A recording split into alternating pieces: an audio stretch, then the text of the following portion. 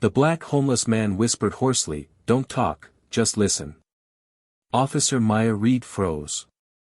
She had just stepped out of her patrol car when the ragged figure caught her eye. He was a black man, his face weathered by the streets, leaning against a brick wall like a forgotten statue. At first glance, he was like countless others, dirty clothes, an unkempt beard, long tangled hair dripping from the drizzle. But his eyes, they burned with an intelligent fire that defied his circumstances. At his side, a loyal mutt growled, staring intently into the shadows of the alley. Maya's instincts screamed danger, but her hand hesitated on her holster. Something about his tone, the urgency, the clarity, made her pause. He didn't flinch or stumble like someone intoxicated. His voice, though rough, carried the weight of someone who had seen too much. "Behind you," he whispered again.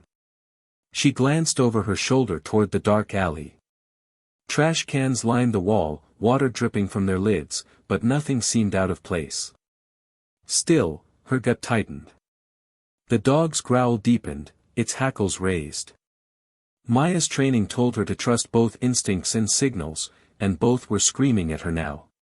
The man slowly raised a dirty hand, pointing toward the shadows. "He's been waiting there," he said quietly, his lips trembling. "Watched you drive up. I saw him follow you." Maya's pulse quickened. She pressed her back against the car, hand firm on her weapon, eyes narrowing at the alley's edge. The drizzle turned heavier, adding a thick tension to the moment. She was caught between two worlds, a uniformed protector of the law and a ragged man society dismissed, warning her of an unseen threat. She whispered sharply, "Who's there?"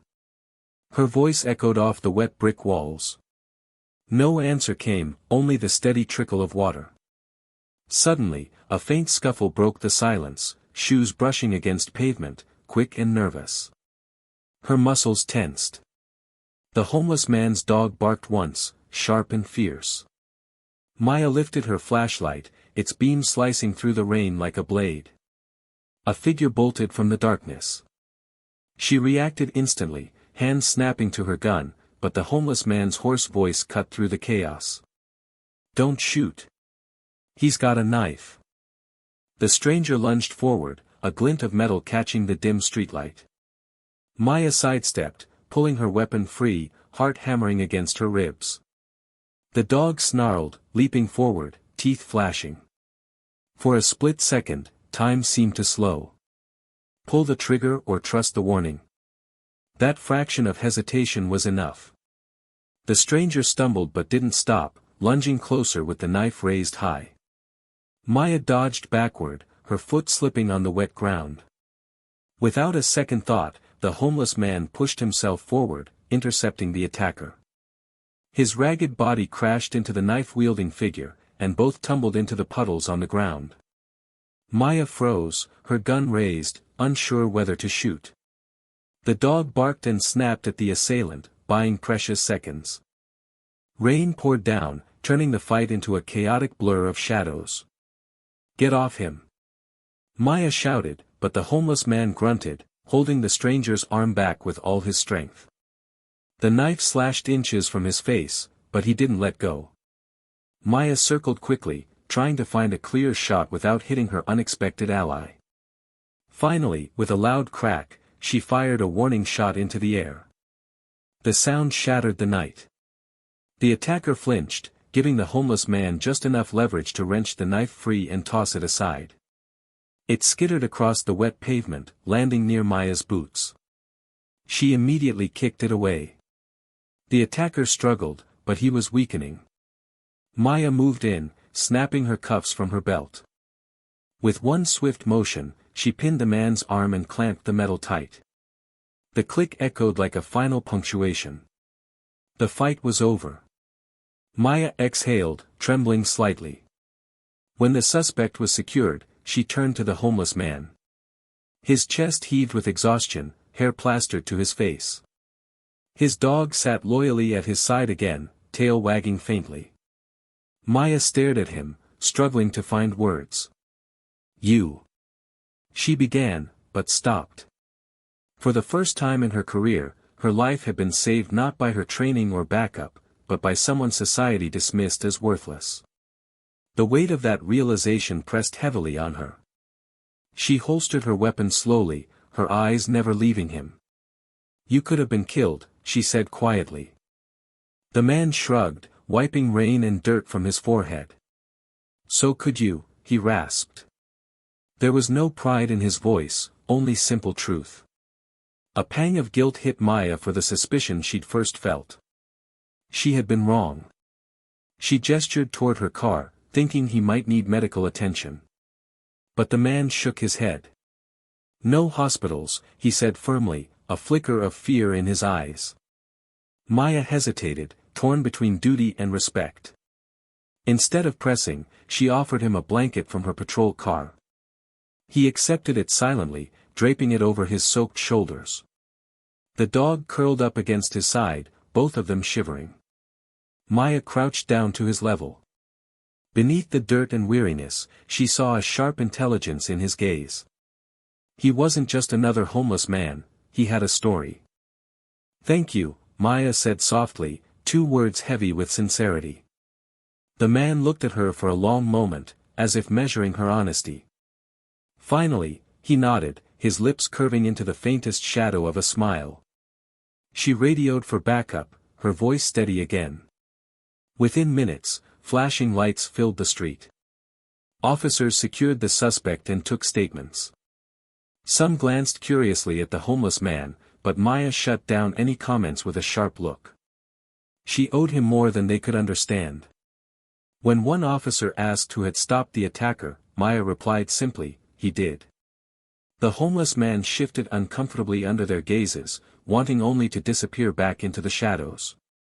Before he could slip away, she stopped him. "Wait. What's your name?" He hesitated, then answered in a whisper. "Marcus."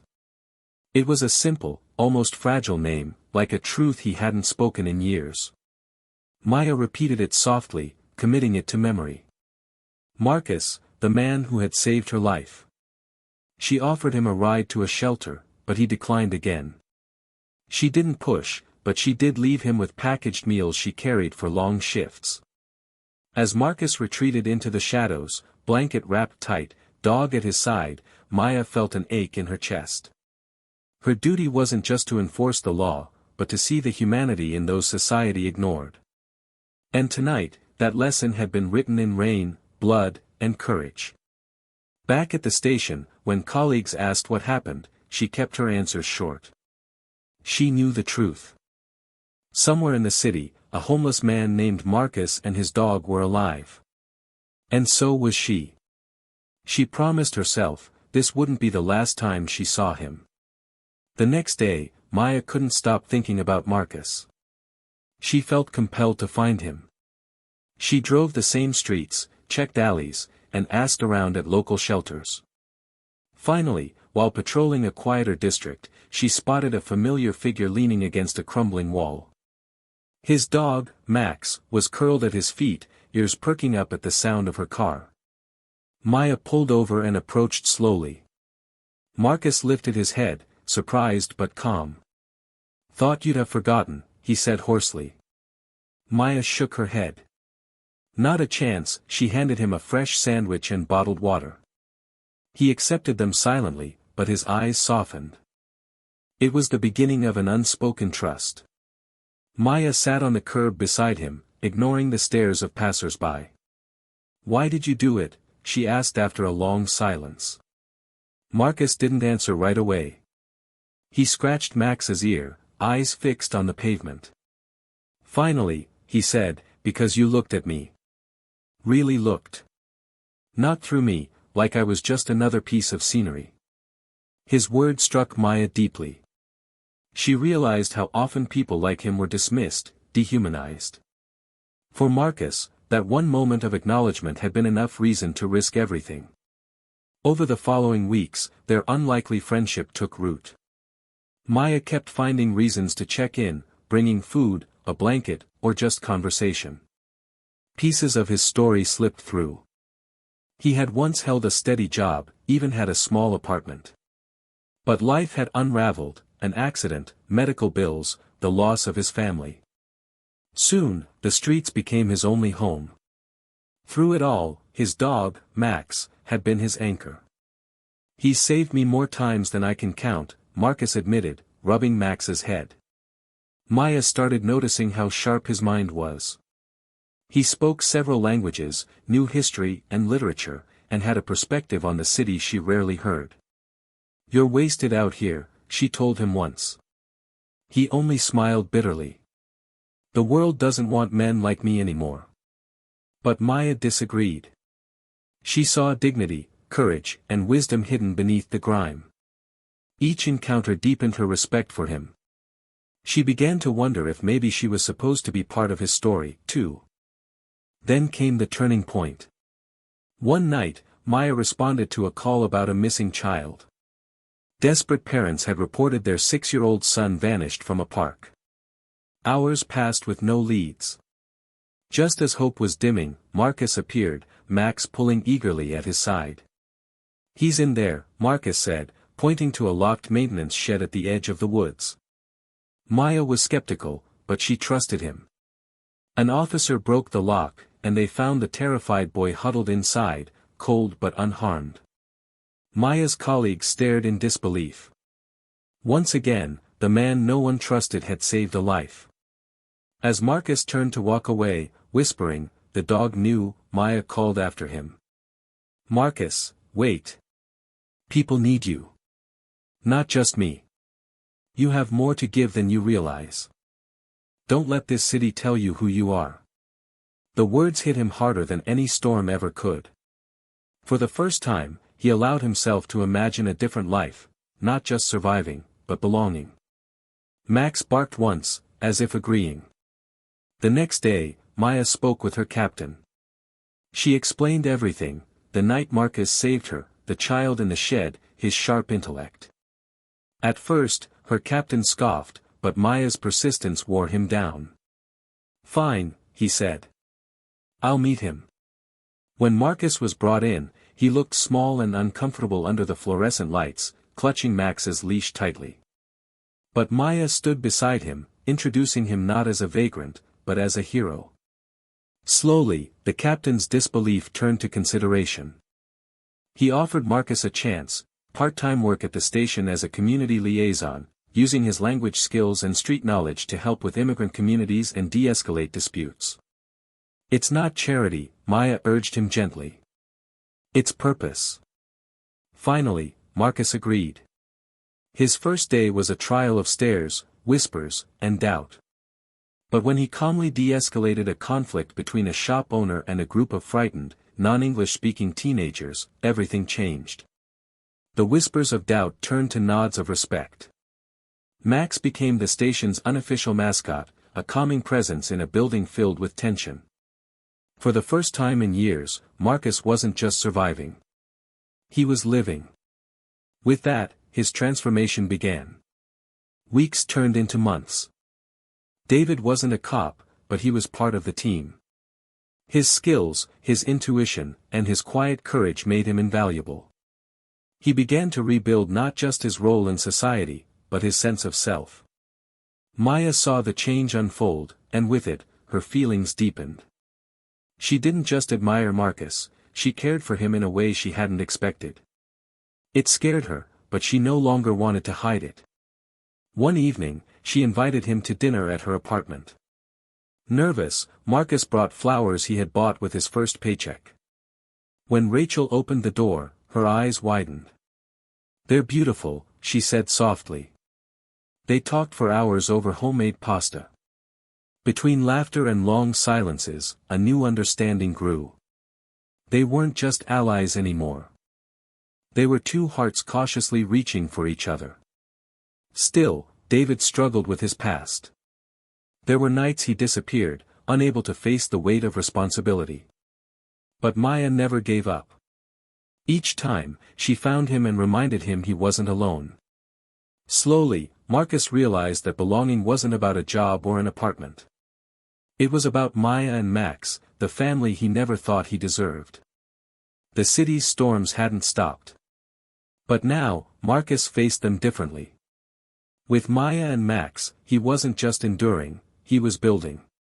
Sometimes they would walk the streets together, her in uniform, him in warm boots, Max trotting proudly at their side. They made an odd trio, but to the people they helped, they symbolized something powerful: redemption, partnership, and hope. The turning point came at a city ceremony where Marcus was formally recognized for his bravery. Standing on stage, he fidgeted nervously, but Maya's presence in the front row steadied him. When asked to speak, he didn't tell a story of heroism. Instead, he said, "I'm not a hero. I'm just a man who was given a second chance. Don't look at me. Look at the people you ignore every day. They matter, too." The applause that followed was thunderous. That night, as they walked home together, the city lights glowing around them, Maya slipped her hand into his. Marcus stiffened for a second, then relaxed, letting a warmth he hadn't felt in years flood through him. "Do you ever think about tomorrow?" Maya asked quietly. Marcus looked at her, then at Max trotting happily beside them. A small smile touched his lips. For the first time in years, he replied, "I actually do." It was hope, fragile but real. Months later, Marcus moved into a modest apartment, his first real home in years. The walls were bare, the furniture simple, but to him, it was a palace. Max had his own corner with a bed and toys, courtesy of Maya. One evening, as Maya helped him unpack, Marcus paused. "You saved me," he whispered, his voice thick with emotion. Maya shook her head, her eyes shining. "No. You saved yourself. I just reminded you who you are." He pulled her close, humbled and grateful. At last, his journey from a forgotten man to a valued soul was complete. In that quiet apartment, under the city lights, a cop and the man she once found in the rain began to build their future together.